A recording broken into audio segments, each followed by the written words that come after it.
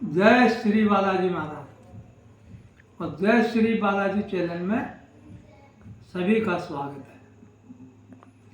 आज हम भाग 3 दिखा रहे हैं, मक्खी मछली और नारी का। गुरु विश्वामित्र का नाम आपने सुना ही होगा। तो उनको ऐसा ज्ञात हुआ कि राजा हरिश्चंद्र अपने सत से नहीं डिग रहे, तो उन्हें राजा हरिश्चंद्र की परीक्षा लेने के लिए बड़ा प्रयत्न किया और उनके पास पहुंचे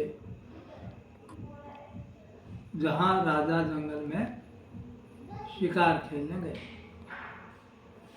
राजा हरिश्चंद्र में सत्य की बहुत बड़ी उपाधि थी। वो सत्य के सिवा कुछ नहीं बोलते और दान भी। 2 चीज उनके पास बहुत थी और बहुत ही ईमानदार और मेहनती राजा थे। तो जब जंगल में गुरु विश्वामित्र से उनकी मुलाकात हुई तो बात पर से उन्होंने कहा, गुरु विश्वामित्र ने, कि आप सुना है बहुत बड़े दानी हो और सत्य भी हो, सत्यवादी भी हो। है तो फिर आप मेरा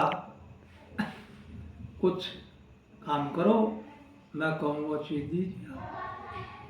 तो राजा ने कहा, सिरों पर आप जो मांगोगे मिलेगा।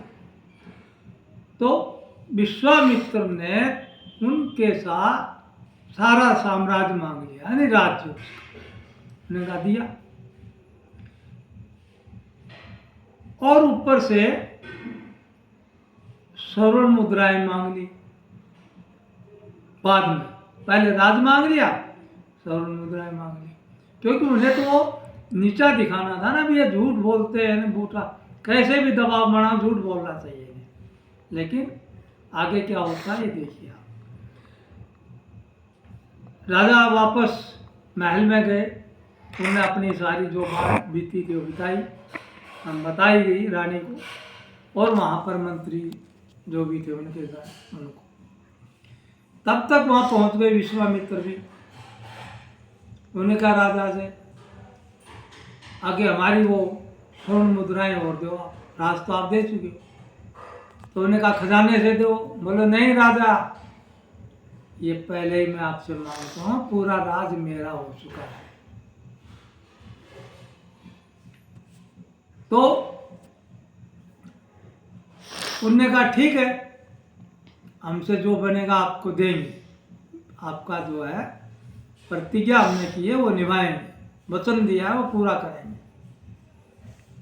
तो उन्होंने एक कहा, अब राजा और रानी और पुत्र, हम तीनों को आप बेचकर और अपनी स्वर्ण मुद्राएं पूरा कर लें। राजा ने रानी से भी सहमति दी कि आप तैयार हो अपने।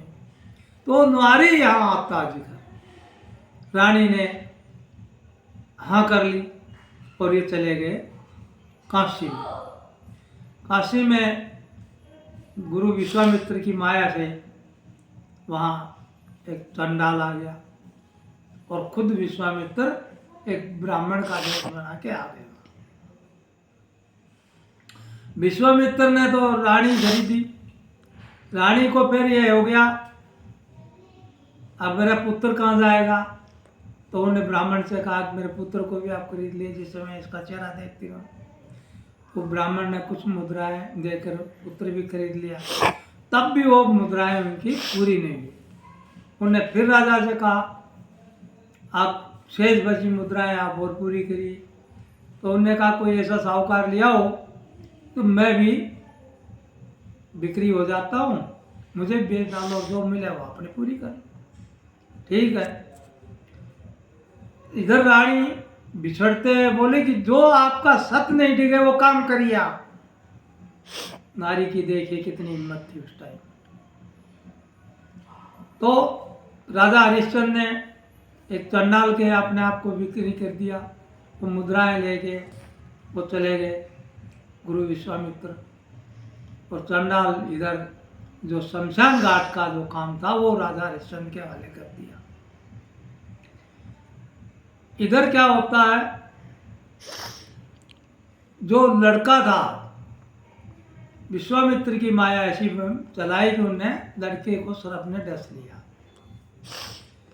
रानी को जब पता चला, जिसके यहाँ काम कर रही थी, उनसे कहा कि मेरा पुत्र को सर्प ने डस लिया, मैं वहाँ जाके उनकी दाह संस्कार कर दूँ। तो उसने कहा कि नहीं, पहली मेरी जो भेंट आपने पैसे ले रखे हैं काम के लिए, मेरा काम करिए पहले, उसके बाद जाइए, और रात में जाइए, सुबह होते फिर आ जाइए आप। रात में वो पुत्र के पास गई जहाँ पड़ा था, उसको उठाती है बिलखती हुई और शमशान घाट ले गई। शमशान घाट में जाते हैं, एक दूसरे को तीसरे को कोई पहचानता नहीं है, और रानी वहाँ मूर्छित हो जाती है। मूर्छा खुलने के बाद वो राजा को पहचानती है। इधर राजा भी मूर्छित हो जाता है कि रानी को और पुत्र को देखता है। शंका पहले ही हो गई थी उसको, ऊपर जब भेद खुलता है तो वो भी मूर्छित हो जाते हैं। आखिरकार ये हुआ कि तीनों, एक इधर रानी को ये पकड़ के लिया गए थे कि ये बच्चे खाती है। जब जहाँ इनका पुत्र पड़ा था वहाँ से उस ब्राह्मण के यहाँ, जो वहाँ न्याय प्रिय था, न्याय करता था, उसने, ये रानी ने कहा आप मेरे को मार देना, लेकिन मैं मेरे पुत्र का संस्कार तो कर दूं। हाँ बोलो करियाओ, फिर हम तेरी मृत्यु होगी। उन्हें तुम्हें पता नहीं कितने बच्चों को यार मारा है, ये दोष उस पर लगा दिया। तब रानी राजा जब तीनों शमशान घाट में मिलते हैं, और राजा उस टाइम वहाँ था जब उसको बुलाया था कि आपकी मृत्यु जल्लाद से होगी, और राजा चंडाल के यहाँ काम करता था, उसको आदेश दिया था कि आप इस महिला की गर्दन काट दो। तो वहाँ पर उसको छोड़ दिया था, लेकिन पहचान नहीं रहे थे। शमशान घाट में आके उनका जब भेद खुलता है, तो रानी ने एक ही बात कही थी कि जो आपका सत नहीं दिख सके आप मेरी गर्दन काट दीजिए, लेकिन आपका सत नहीं देखना चाहिए।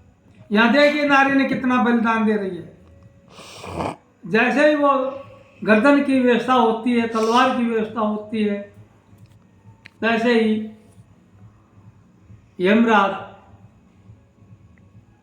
विश्वामित्र, ये सब फिर इकट्ठे हो जाते हैं, और वो तलवार वहीं रोक लेते हैं, और पुनः उनको वापस उसी वेशभूषा में ले आते हैं जिस वेशभूषा में बिके थे, त्याग हुआ था शरीर का। आखिरी में ये होता है, उनको स्वर्ग दिया जाता है। तो वो राजा ने कहा मैं स्वर्ग में अकेला नहीं जाऊंगा, क्योंकि मेरी जो नगरी के जितने नागरिक हैं वो मेरे बड़े प्रिय थे, और वो भी साथ जाएंगे तभी मैं जाऊंगा। तो आखिरकार यमराज ने उनको, उन नागरिकों को साथ दिया, और राजा की आज्ञा का पालन किया। राजा ने अपने पुत्र रोहित को राजपाट दिया, और वो स्वर्ग के द्वार गए, रानी सहित और नागरिकों सहित। तो ये भाग 3 हो गया। नारी यहाँ कितना बलिदान दिया है आपको हमने बताया, और ऐसी और सुंदर कथाएं के लिए, अच्छी कथाएं, धार्मिक कथाएं के लिए, जो सच्ची घटनाएं हैं, वही हम आपको अगले पीढ़ी में, अगले भाग में फिर बताएंगे। आप बने रहिए, और हमारा वीडियो अच्छा लगता है तो सब्सक्राइब करिए और लाइक करिए, और कमी है तो हमें कमेंट करके बताइए। जय श्री बालाजी महाराज, जय श्री बालाजी।